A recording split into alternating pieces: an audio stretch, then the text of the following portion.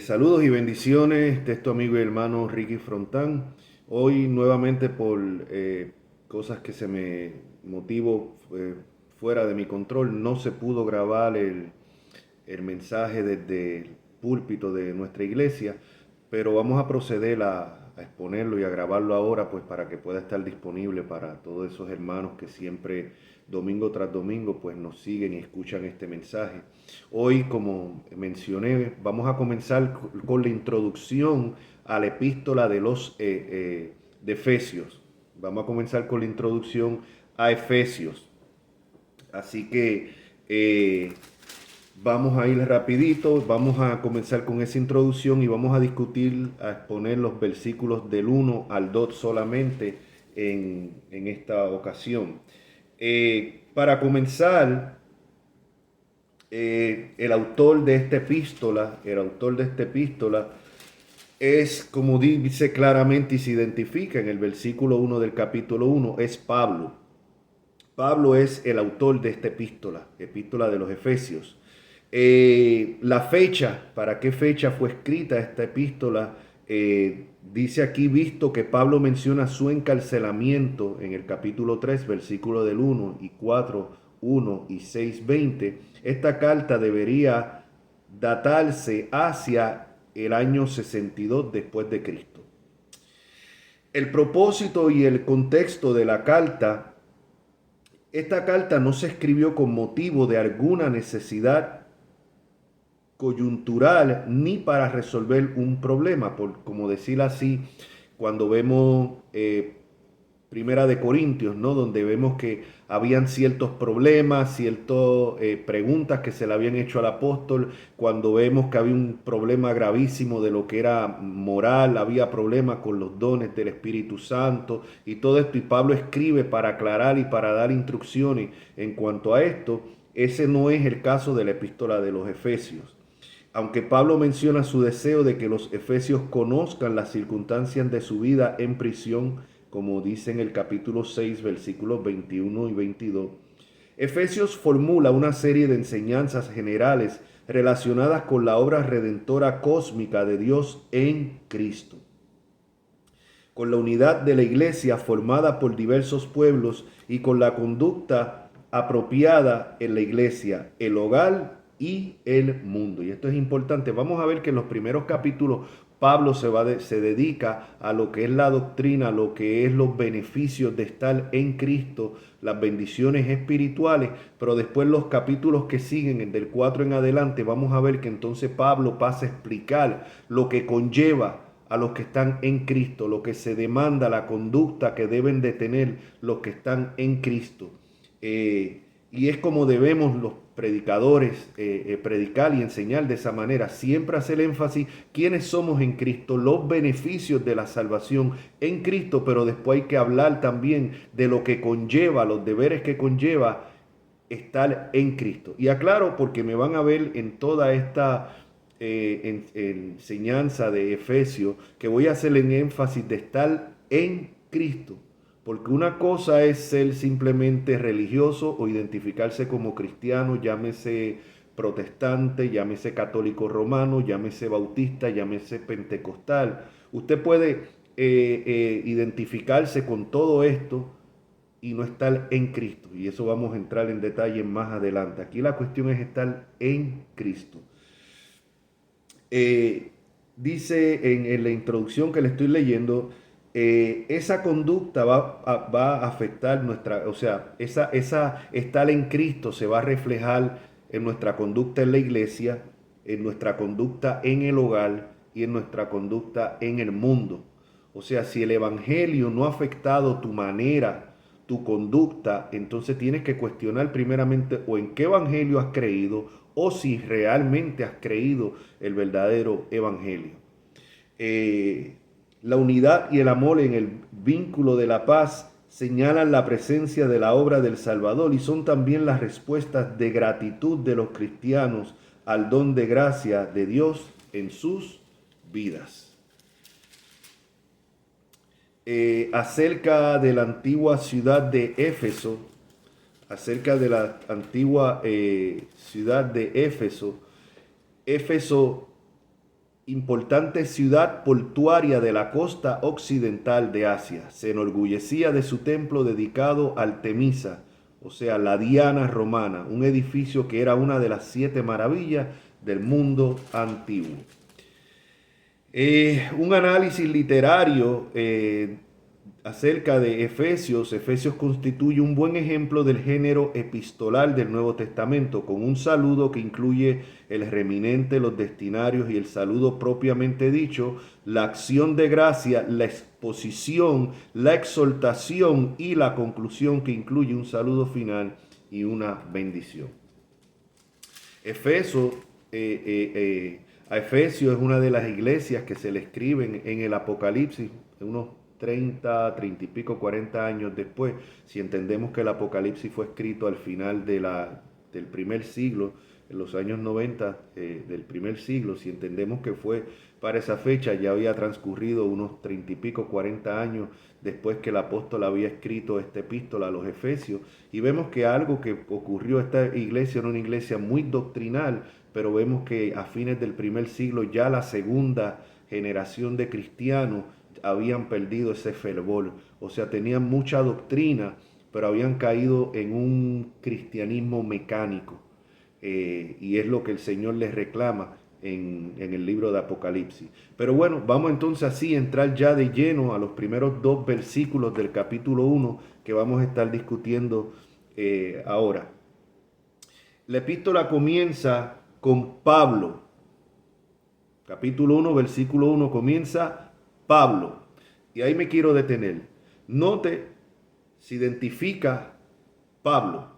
En las cartas hoy en día, los que todavía escriben cartas, yo sé que hoy en día con todo lo electrónico, tal vez especialmente la gente menor de 40 años ya no saben lo que es escribir una carta, pero los que tengan ya, diría yo, más de 40 años, y tal vez algunos todavía, quién sabe, más joven, pero que sabe que en las cartas que se escriben hoy en día, lo normal es que usted escribe la carta y al final usted se identifica, ok, termina la carta de parte de fulano de tal o fulana de tal. En los tiempos bíblicos era lo contrario. En los tiempos bíblicos, al comienzo de la carta, era que el que escribía la carta se identificaba. Entonces vemos que una carta comenzaba con Pablo o Pedro, o sea, se comenzaban ellos identificándose. Eso era la costumbre de ese tiempo. Entonces por eso vemos en estas epístolas, que eran originalmente unas cartas que se enviaban a las iglesias, vemos que comienza con la identificación, identificándose el escritor de la carta. Y vemos que aquí comienza con Pablo. Note cómo Pablo se identifica. Él no se identifica como el apóstol. No, él se identifica primeramente como Pablo, simplemente como Pablo. Pablo, y vamos a ver que después dice apóstol de Jesucristo. Hoy en día es muy común que las personas se le llaman primeramente por el título, por el oficio y no por el nombre. Por ejemplo, el pastor, el pastor. Ah, no, el pastor. Algunos de los autoproclamados apóstoles de hoy en día, el apóstol fulano de tal. Pero sin embargo vemos que los apóstoles, los verdaderos apóstoles, los genuinos apóstoles, no se identificaban con el título. Ellos se identificaban simplemente con su nombre, Pablo. Aquí vemos a Pablo que se identifica así. Si vemos 1 Corintios también vemos que se identifica también Pablo. Si vamos en segunda de Pedro, capítulo 1, primera de Pedro, capítulo 1, versículo 1, vamos a ver también que el apóstol Pedro se identifica simplemente como Pedro. Pedro primeramente, el título viene después. En segunda de Pedro, capítulo 1, versículo 1, también Pedro, simplemente Pedro, después el título o el oficio. En Juan, el apóstol Juan, en Apocalipsis capítulo 1, versículo 1, también se identifica simplemente como Juan. No el apóstol, no, Juan, simplemente. Eso lo vemos en el capítulo 1, versículo 1 de Apocalipsis, en el versículo 4 y después en el versículo 9. Si vamos a primera de Pedro, ahí vengan conmigo a primera de Pedro, capítulo 5. Primera de Pedro, capítulo 5.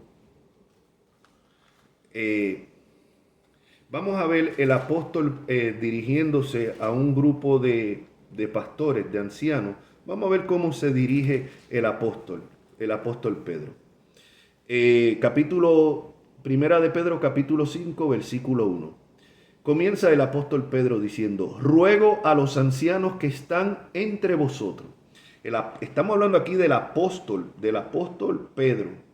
Él no les dice, les mando, como apóstol que soy, les ordeno, ustedes están bajo mi cobertura. No, como algunos de estos autoproclamados apóstoles se identifican hoy en día. Pedro comienza con un ruego a los ancianos que están entre vosotros. Normalmente en tiempos bíblicos, anciano es una palabra intercambiable con pastor y con obispo. Son tres términos para referirse al mismo oficio. Eso lo vemos en Primera, Segunda de Timoteo y Tito, lo que se conocen como las epístolas pastorales. Pero en tiempos bíblicos del Nuevo Testamento, normalmente las iglesias eran gobernadas por un gobierno plural de ancianos. No era por un pastor, por un anciano, no. Era por un grupo de ancianos. Ese es el ejemplo, el patrón bíblico, ¿no? Eso no es hasta después del segundo siglo que empieza a cambiar. Pero en el primer siglo lo normal era un gobierno plural de ancianos, y así es que debería de ser en las iglesias hoy en día. Hay iglesias que sí, que son así, que hay un grupo, no es el pastor y los diáconos no están llamados a gobernar, los diáconos están llamados a servir, o sea, en otras cosas, a gobernar están llamados los ancianos, o los pastores, ancianos, obispos, son tres términos para referirse al mismo oficio. Aquí vemos que Pedro le escribe y le dice: ruego a los ancianos que están entre vosotros, yo anciano también con ellos. Note que Pedro no dice yo anciano sobre ellos porque yo soy el apóstol. No, vea la humildad del apóstol Pedro. No, yo anciano, primero comienza rogando y dice yo anciano también con ellos y testigos de los padecimientos de Cristo, que soy también participante de la gloria que será revelada. Y mire lo que dice después: apacentad la grey de Dios que está entre vosotros, cuidando de ella no por fuerza, sino voluntariamente, no por ganancia deshonesta, sino con ánimo pronto, no como teniendo señorío sobre los que están a vuestro cuidado, sino siendo ejemplo de la grey. Esa es la manera de pastorear. Esa es la manera de pastorear. La iglesia no es la compañía privada de ningún pastor, ni de su familia. La iglesia no es un pequeño país o un reino donde el rey es el pastor y tiene una dictadura. No, nada que ver. Vemos cómo es. Debe de ser por un gobierno plural, es lo bíblico, y el trabajo de ellos es apacentar la grey de Dios, pero no es por fuerza, sino voluntaria, no por ganancia deshonesta como hacen los mercaderes del evangelio hoy en día, sino con ánimo pronto, no como teniendo señorío como los que están a vuestro cuidado, sino siendo ejemplo de la grey. Esa es la manera de pastorear. Ahora, nuevamente, ¿por qué yo hago todo este énfasis? Porque vemos nuevamente, volviendo otra vez a Efesios, capítulo 1, versículo 1, que Pablo se identifica simplemente como Pablo. Como Pablo. Yo en la iglesia que pastoreo, por la gracia de Dios, siempre les dejo saber: si ustedes me quieren llamar Ricky simplemente, pues llámenme Ricky. Hermano Ricky, pues me llaman hermano Ricky. Yo no creo que me estén faltando el respeto por eso, no. Si quieren decir, yo cuando me identifico, yo no me identifico como el pastor, yo me identifico como Ricky, el hermano Ricky, pastor de la Iglesia Bautista en Cristo por la gracia de Dios hasta este momento. O sea, hoy vemos que muchas personas, de hasta pastores y ministros, que encuentran una ofensa, una falta de respeto que se les llame por su nombre. No, hay que llamarlo el pastor o el reverendo tal, un título que que no tiene ni siquiera base bíblica. Y otros de estos autoproclamados apóstoles hoy en día se identifican como el apóstol. Hoy vamos a tener el apóstol tal. ¿no? Pero sin embargo, los genuinos apóstoles no se identificaban como el apóstol. Aquí no vemos, aquí escribe el apóstol. No, Pablo, simplemente Pablo. Y luego viene el título, Pablo, apóstol de Jesucristo. Apóstol viene de la palabra en griego. ¿Y por qué en griego? Porque el Nuevo Testamento se escribió en griego, griego koiné. ¿Por qué? Porque el griego era el idioma internacional de la época. Como decir hoy en día, si usted quiere hacer un tratado, un escrito para que tenga un alcance internacional, usted lo escribe en inglés. En inglés, y así pues el chino que no sabe a lo mejor español, pero obviamente sabe inglés, pues lo entiende. Y así. Lo mismo era en tiempos bíblicos, no era el inglés obviamente, era el griego, el idioma internacional. Entonces por eso el Nuevo Testamento está escrito en griego. Usted va a ver que escuchan muchos predicadores que a veces dicen esto en el original griego, la palabra en el original griego, y usted dirá, bueno, ¿y por qué? ¿Qué tiene que ver el griego si es español? Bueno, por eso es porque fue escrito en griego. Y la palabra en griego para apóstol es apostolos, que significa enviado. Ahora bien, enviado, esta palabra tiene dos sentidos, el sentido técnico, el sentido técnico y el sentido general. En el sentido técnico, la palabra aplica solamente un apóstol, es solamente los 12 apóstoles, Matías, que fue quien reemplazó a Judas, y después el apóstol Pablo, que fue el último apóstol, dicho por él mismo, como fuera de tiempo.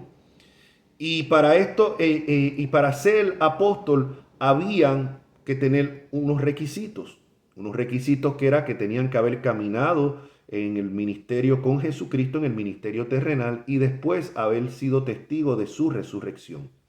El apóstol Pablo no llenó el primer requisito, pero el apóstol Pablo fue escogido directamente por Jesucristo.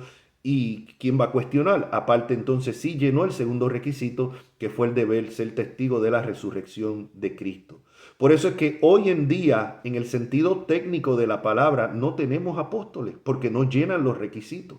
Ninguna persona hoy en día caminó con Cristo en su ministerio terrenal, ni tampoco fue testigo de la resurrección corporal de Jesucristo. Así que en el sentido técnico, hoy no tenemos apóstoles.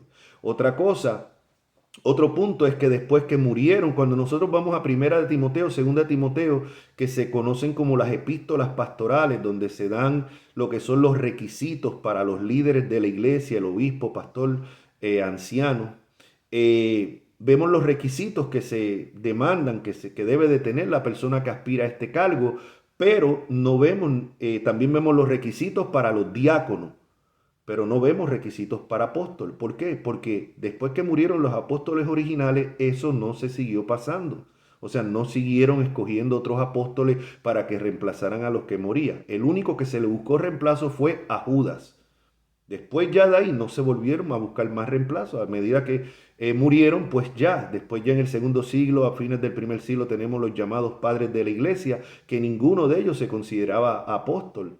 Tenemos a Policarpo, tenemos a Clemente de Roma, tenemos unos cuantos que escribieron a mediados del segundo siglo, Justino Martín, Ireneo de Lyons, diferentes de estos llamados padres de la iglesia, pero ninguno se atrevió a ponerse el título de apóstol. Así que en el sentido técnico de la palabra, el apostolado cesó con los 12 apóstoles y con Pablo.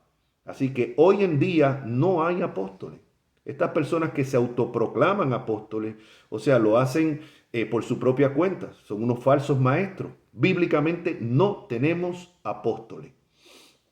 Ahora, en el sentido amplio de la palabra apóstol significa enviado. En ese sentido, cualquier persona que es enviada por la iglesia, pues pudiera decirse que es un apóstol, no en el sentido técnico de la palabra.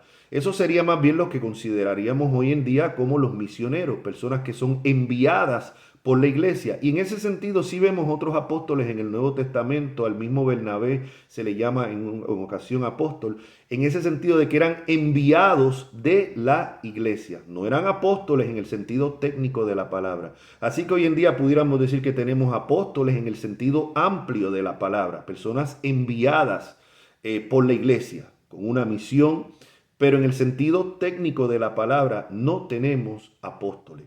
Aparte que estas personas que han usurpado ese oficio hoy en día también lo llevan de una manera completamente que no es bíblica. Muchos de estos autoproclamados apóstoles no les rinden cuenta a nadie. O sea, ellos, según ellos tienen varias iglesias bajo su cobertura. Nadie les puede cuestionar. Ellos se creen al nivel de los apóstoles originales.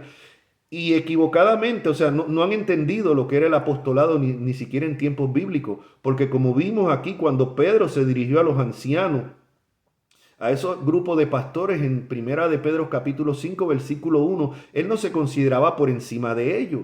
Él dice, yo uno más entre ustedes. Cuando Pedro fue a la casa de Cornelio, por un mandato directo del Señor, la visión que tuvo y fue para allá a predicar en casa de Cornelio, la iglesia de Jerusalén lo llama a pedirle cuenta. Pedro, ¿cómo es esto de que tú siendo judío entraste a casa de gentiles? Y Pedro no dice, no, espérate, yo soy el apóstol, yo no le doy cuentas a nadie. O peor, yo soy el papa de Roma o el primer papa, como lamentablemente, tristemente algunos dicen que Pedro fue el primer papa. Un disparate bíblico y un disparate histórico, porque la primera iglesia que se fundó, congregación, no fue la de Roma, fue la de Jerusalén. Y después, en segunda en importancia, era la de Antioquía, no la de Roma. La de Roma fue fundada después. Así que decir que la iglesia de Roma o la congregación de Roma fue la primera o la original o la que fundó, no, la congregación de Roma fue una congregación más como la de Efesio, como la de Esmirna. De hecho, en las siete iglesias que el Señor le escribe en el libro de Apocalipsis, ni siquiera se menciona la de Roma. 7 iglesias que se mencionan de Asia, pero ni siquiera se menciona la de Roma. Y vemos que no se le escribe a la iglesia de Roma o al obispo de Roma para que corrija lo que está sucediendo en estas otras iglesias. No se le escribe a cada iglesia individual, a cada congregación individual, porque cada congregación tiene su gobierno local y cada congregación es responsable delante de Cristo. Ese es el patrón bíblico. Ahora, volviendo otra vez a lo de Pedro, Pedro siendo un apóstol, la iglesia de Jerusalén lo llaman y a que rinda cuentas de por qué él entró en casa de un gentil. Y vemos que Pedro va y tiene que rendir cuenta y explica la visión que el Señor le dio y todo esto y cómo se convirtieron. Pero vean que a diferencia de los autoproclamados apóstoles hoy en día, Pedro, no, él no dijo, no, yo soy el apóstol Pedro, yo no tengo que rendir cuenta. No, Pedro sí tuvo que ir y rendir cuenta. Así que vemos nuevamente lo equivocado que están estos falsos apóstoles que tenemos hoy en día. Así que no se dejen engañar. Yo le digo, si en la congregación que usted asiste la pastorea un supuesto apóstol de esto, mire, escape por su vida. Escape por su vida. O sea, la Biblia establece pastores, ancianos, obispos. No establece apóstoles. No los hay. Históricamente, y cualquiera que se ha molestado en estudiar la historia de la iglesia sabe que después de los apóstoles del primer siglo no se siguieron nombrando apóstoles. Ahora bien, así que vemos claramente lo que apóstol es uno en el sentido, lo que significa en el sentido técnico de la palabra, eran los 12 y Pablo, y ya no tenemos de esos apóstoles hoy en día, y en el sentido amplio de la palabra, que es un enviado y sería lo que hoy llamaríamos un misionero. Así que vemos que Pablo se presenta simplemente como Pablo y luego dice apóstol de Jesucristo. Apóstol de Jesucristo, el oficio después de su nombre personal. Apóstol de Jesucristo por la voluntad de Dios. Y aquí vemos por la voluntad de Dios. Me quiero compartirles aquí, dejando claro que no fue él mismo quien se autoproclamó apóstol. Habían personas que cuestionaban el apostolado de Pablo porque Pablo no había sido de los que habían dado con el ministerio del Señor Jesucristo. Y note, y por eso él tiene que decir, o sea, esto fue por la voluntad de Dios, por la voluntad de Dios. Me gusta el comentario que dice Juan Calvino en el comentario de Éfeso sobre esto de por la voluntad de Dios. Dice, esto es para impedir toda disputa, a fin de que no se le acusara de presunción como si pretendiera valer mucho más que los demás. Porque él protesta que no es que sea digno de ello, sino porque Dios lo ha escogido para este oficio. Esto hay que tenerlo claro. Pablo tenía claro que él no fue escogido como apóstol porque era mejor que los demás, porque era más digno de que los demás, porque se ganó eso. No, fue por pura gracia, porque Dios en su soberana voluntad lo escogió. Y lo mismo si yo estoy pastoreando hoy en día una iglesia, si soy diácono de una iglesia, si estoy sirviendo en una iglesia, no es porque sea yo mejor, más santo que nadie, o porque esté por encima de nadie, o porque Dios me llamó, porque vio la fidelidad mía. No, por pura gracia, por puro favor inmerecido. Pablo lo reconocía, porque vemos, dice aquí Calvino, vemos en otros pasajes como él protesta que no es digno de tal honor, sino más bien que merecía una condenación extrema y por lo tanto que debe ser tenido como un espejo de la bondad infinita de Dios, de que él lo hubiera elevado tan alto, a él que era asesino de cristiano, que había vertido la sangre de los mártires, que había blasfemado contra Dios y contra su palabra, como él lo dice.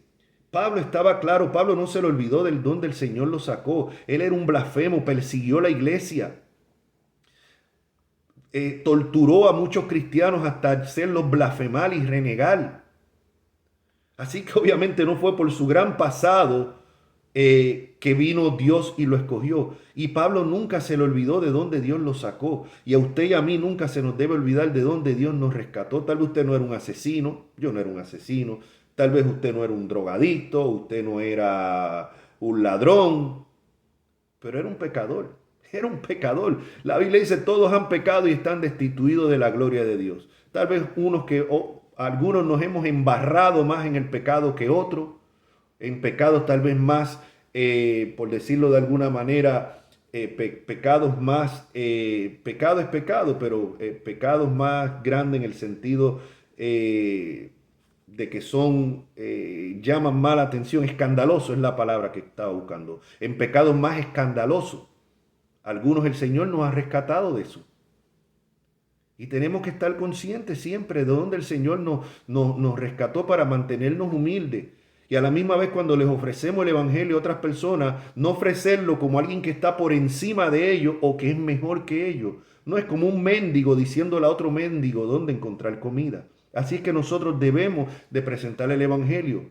Siempre denunciando el pecado. Lo que es pecado tenemos que llamarlo pecado, pero no mirando a nadie por encima del hombro. Yo era un pecador y sé de donde Dios me rescató. No tengo que estarlo diciendo acá porque a veces nosotros en nuestro perverso corazón, a veces hasta cuando hablamos de lo que era nuestra vida anterior en el pecado, a veces hasta lo decimos hasta con cierto orgullo, con cierta gloria. No, yo era esto, no, yo era lo otro, no el Señor. Entonces tenemos que hasta tener cuidado con eso. Pero basta, las personas que me conocen a mí personalmente, ex compañeros de la lucha libre, familia, saben la conducta que yo tenía y saben de dónde el Señor me rescató.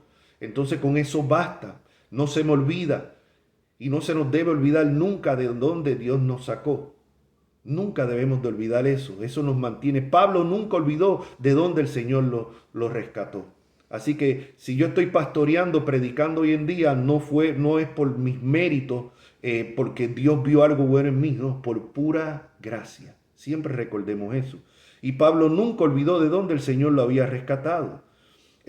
Continúa Calvino, dice, vemos pues que no hay ninguna simulación en esta confesión que hace el apóstol, que ha sido puesto en este estado y rango por la pura voluntad de Dios, o sea, no por ningún mérito en él. Y esto nos sirve aún mucho a nosotros a fin de que no estimemos la palabra de Dios según la calidad de aquellos que la llevan.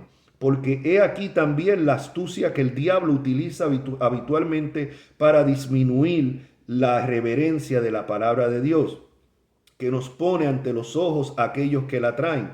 Pero es cierto que somos vasos frágiles y de ningún valor. Sí, aún como frascos rotos. ¿Qué hay en aquellos que Dios ordena como ministros de su palabra? Pero de todas formas el tesoro es siempre inestimable, aunque los vasos sean despreciables, lo cual nos lleva a no poner la vista en el mensajero. Claro, tenemos que cuidar nuestro testimonio, pero yo siempre digo, no pongan la vista en mí, pónganla en Cristo. Yo tengo 20,000 fallas. 20,000 fallas. No estoy buscando excusa para mis pecados. No estoy buscando aquí. Una cosa es el hablar de libertinaje, porque estoy en la gracia, no importa lo que hago, soy salvo. No, no, no, no, no, no. Y eso vamos a traer un mensaje sobre lo de salvo, siempre salvo en otra ocasión. Pero es importante tener en cuenta que no podemos, o sea, en los predicadores, en los que llevan la palabra, siempre van a haber falta, porque son vasos débiles. Imagínense, Pedro en una ocasión estaba en la iglesia en Galacia.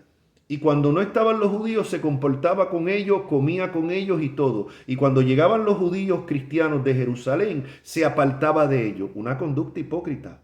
En Gálatas vemos que Pablo llama a Pedro a cuenta y le dice, oye, eres un hipócrita. ¿Por qué cuando no están aquí los de Jerusalén, tú comes y todo con ellos? Y ahora cuando vienen los de Jerusalén, te apartas. Y en esa hipocresía hasta Bernabé cayó, dice el apóstol Pablo. Imagínate, es fácil leer eso, pero imagínate que tú fueras uno de los cristianos que estaban en la iglesia de Galacia. Al ver la conducta del apóstol Pedro, no hubieses dicho, wow, pero qué tipo más hipócrita. No, es que a este yo no lo escucho más. No, es que para mí ya no tiene valor lo que él predique. No, falló, pero el mensaje seguía siendo genuino. Nuevamente, no estoy excusando aquí conductas escandalosas, ni sinvergüenzura, ni estos ladrones mercaderes del evangelio, ni nada de esto. No estoy hablando hombres, siervos de Dios, fieles a la palabra de Dios, pero que hombres así en sí fallan. Entonces tenemos que mirar en el mensaje y no tanto al mensajero. Tal vez habían personas que decían, no, yo a este Pablo no le creo nada, este tipo persiguió la iglesia. Pero es en el mensaje de Pablo que tenemos que ver si lo que Pablo está trayendo es bíblico. Y eso es lo que estamos llamados nosotros a examinar. En la iglesia que yo pastoreo, le digo domingo tras domingo, es la responsabilidad de ustedes examinar todo lo que yo predico de que esté de acuerdo a la Escritura. Ustedes no tienen que estar diciendo amén a lo loco. Ahora, una cosa también es escudriñar que lo que uno hable sea bíblico, y otra cosa es uno estar buscando a ver dónde cojo fuera base al pastor, estar todo el tiempo buscar a ver qué dice déjame examinar aquí, a ver dónde lo agarro. Eso ya es una actitud completamente diferente. Ahora, nuevamente volviendo aquí al versículo, vemos que entonces Pablo dice por la voluntad de Dios. Él no se autoproclamó, fue la voluntad de Dios, no fue los méritos de Pablo, fue la voluntad de Dios que lo puso ahí. Si usted es diácono, si usted es pastor, si usted está sirviendo en el ministerio que sea en la iglesia, no es por su mérito ni por lo bueno que es usted, simplemente es por la voluntad de Dios.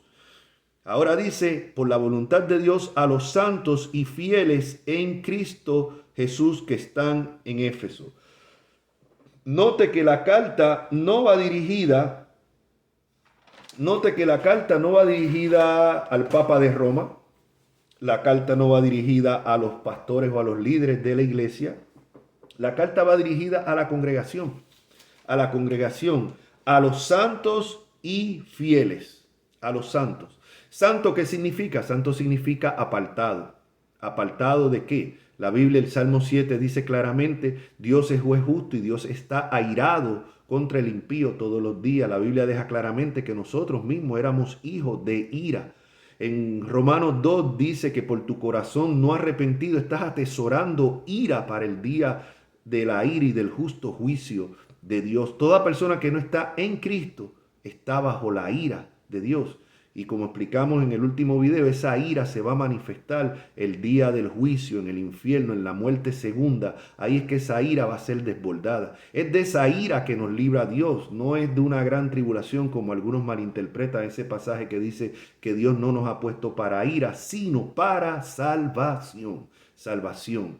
O sea, entonces cuando somos santos, ser santo, estamos en posición, somos santos, hemos sido santificados, hemos sido apartados. Santo no es alguien que la iglesia decide ahora mirar las buenas obras y declararlo santo después de mucho estudio. No, la Biblia le llama santo a todos los que han nacido de nuevo, a todos los que están en Cristo Jesús, son santos porque han sido apartados para Dios. Entonces, en el sentido posicional, todos los creyentes somos santos.